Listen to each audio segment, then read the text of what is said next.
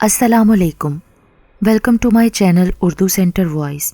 تمام video updates کے لیے اردو سینٹر وائس کو سبسکرائب کر کے بیل نوٹیفیکیشن کو آن کر دیں۔ تو آئیے سنتے ہیں آج کی ویڈیو میں دل و دماغ سے محو نہ ہونے والی ایک پراسرار کہانی۔ 19ویں صدی میں لوگ اپنے بچوں کو اکثر جنات کی کہانیاں سنایا کرتے تھے، جن میں اکثر لوگ ایسے جنات کی کہانیاں سناتے جو کہ شیطان جنات ہوتے اور صرف آدم ذات کو نقصان پہنچانے کے در پہ ہوتے، لیکن کچھ ایسی سناتے جن سے بچوں کو یہ پتہ چلتا کہ جنات بھی اللہ تعالیٰ کی ایسی مخلوق ہے جسے اللہ تعالیٰ نے اپنی عبادت کے لیے پیدا کیا ہے، اور روز قیامت حساب کتاب کے لیے وہ بھی اللہ کی عدالت میں حاضر ہوں گے۔ جو کہانی میں آپ کو سنانے جا رہی ہوں یہ بھی ان دنوں کی بات ہے جب ابھی تک موٹر کار، گاڑیاں، ریل، موٹر سائیکل جیسی کوئی بھی چیز سڑکوں گلیوں میں چلنے کے لیے دستیاب نہ تھے۔ لوگ سفر کے لیے گھوڑے گاڑیاں اور خچر گاڑیاں استعمال کرتے تھے۔ وادی کشمیر کے شہر کپواڑہ کے گاؤں لال پورہ میں سکینہ نامی ایک دائی رہتی تھی جس پر لوگ بہت یقین رکھتے تھے۔ اس نے صرف اپنے گاؤں میں ہی نہیں بلکہ آس پاس کے گاؤں کی عورتوں کو بھی زچگی کے دوران مدد کی تھی اور ان کی صحت کے بارے میں بھی اچھے مشورے دیتی تھی۔ اس لیے لوگ سکینہ سے مشورے کرنے آتے اور اپنے بچوں کی پیدائش کے لیے اسے گھر لے کر جاتے۔ سب لوگ سکینہ دائی پر آنکھ بند کر کے یقین کرتے اور اسے دائی اماں کے نام سے پکارتے۔ وقت گزرنے کے ساتھ ساتھ سکینہ بوڑھی ہو گئی، اب اسے آنکھوں سے کم نظر آنے لگا۔ اسی وجہ سے لوگ اب اس پر یقین نہیں کرتے تھے کہ دوران زچگی ان کی عورتیں دائی اماں سے محفوظ ہوں گی یا نہیں، اس لیے کوئی بھی دائی اماں کو اب اس کام کے لیے نہیں لے کر جاتا تھا۔ دائی اماں اپنے گھر کی واحد کفیل تھی۔ ان کا ایک بیٹا تھا جو بالکل بھی کام نہ کرتا اور سارا دن گھر پر پڑا رہتا، جی بھر کر نشہ کرتا، پیسے نہ ملنے پر اپنی ماں کو تنگ کرتا اور اکثر ہاتھ بھی اٹھاتا۔ دائی اماں مجبور تھیں کیونکہ اب کوئی بھی ان پہ یقین نہیں رکھتا تھا، بس لوگ مشورہ لینے آتے اور بغیر پیسے دیے چلے جاتے تھے۔ ان کے گھر میں فاقے پڑنے لگے اور اوپر سے دائی اماں کا بیٹا انہیں تنگ کیا کرتا۔ ایک دن ہمسائے کے گھر کا ایک بچہ دائی اماں کو بلانے آیا۔ دائی اماں ان کے گھر گئی بڑی امید کے ساتھ، لیکن انہوں نے بھی مشورہ کر کے دائی اماں کو یہ بول دیا کہ اب آپ جا سکتی ہیں، ہم آپ سے بچے کی پیدائش نہیں کروا سکتے۔ دائی اماں دکھی دل سے گھر سے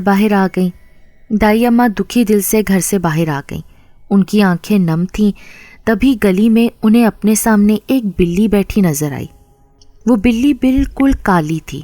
اندھیرا چھا رہا تھا اس لیے دائی اماں کو ٹھیک سے نظر نہیں آ رہا تھا، لیکن اپنے تجربے کے حساب سے انہوں نے بلی سے کہا کہ کاش تو انسان ہوتی تو میں تجھے ضرور کہتی کہ اگر تیرے پاس اولاد ہونے والی ہے تو مجھے ضرور بلانا۔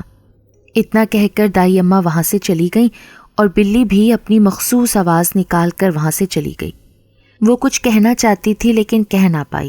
جاتے ہوئے اس کی آنکھیں ایسے چمک رہی تھیں جیسے وہ بہت کچھ اپنے دل میں رکھے ہوئے ہے۔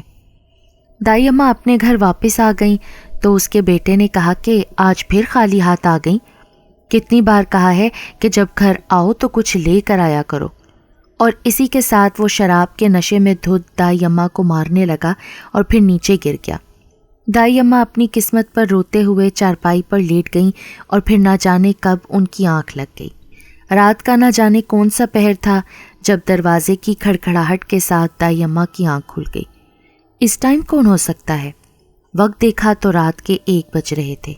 دروازے پر آئیں اور پوچھا کہ کون ہے، تو آواز کسی مرد کی تھی جو کچھ کہہ رہا تھا کہ ہمیں آپ کی ضرورت ہے، آپ کو لینے آیا ہوں۔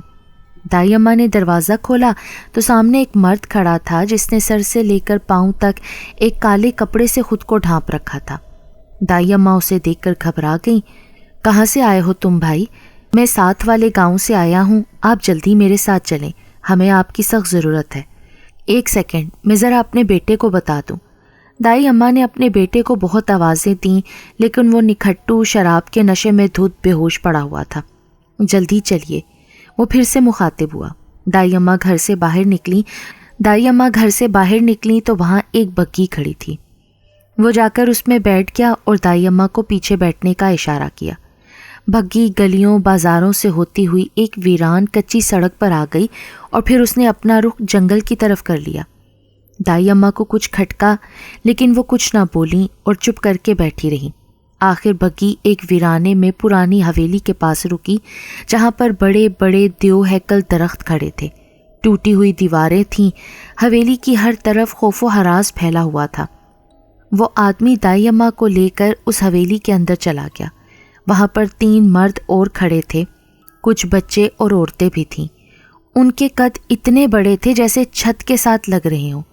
ان کے قد دیکھ کر دائی اماں سمجھ گئیں کہ یہ کوئی انسان نہیں، جنات ہیں، اور وہ اس وقت جنات کے بیچ موجود ہیں۔ اس مرد نے بھی اپنے چہرے سے پردہ ہٹایا تو اس کی شکل دیکھ کر دائی اماں نے خود کو بڑی مشکل سے سنبھالا۔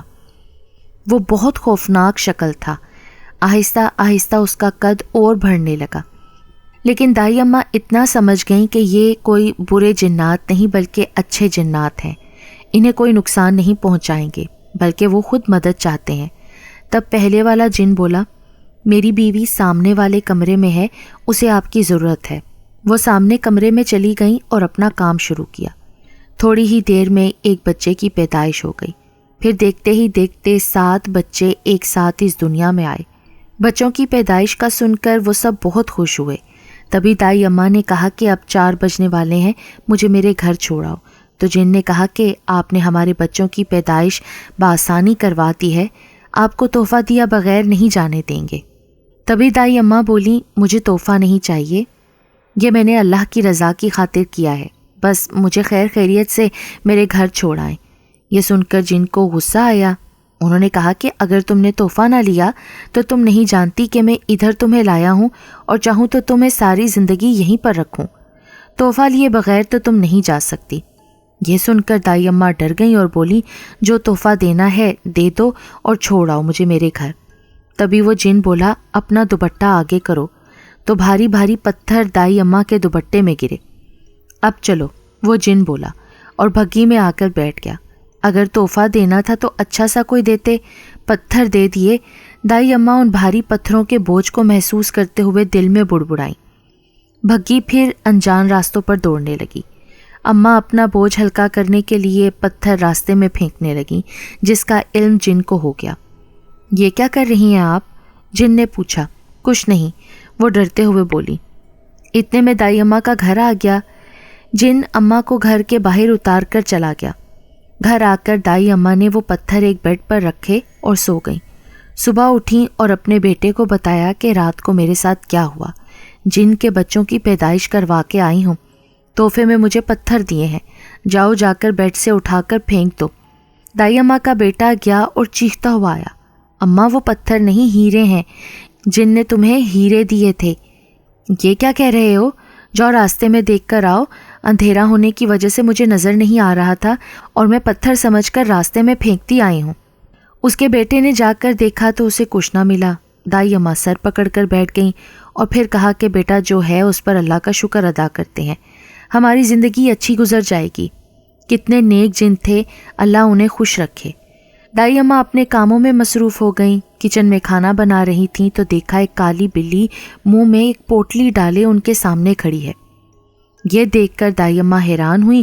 تبھی اس بلی نے عورت کی شکل اختیار کر لی۔ تم؟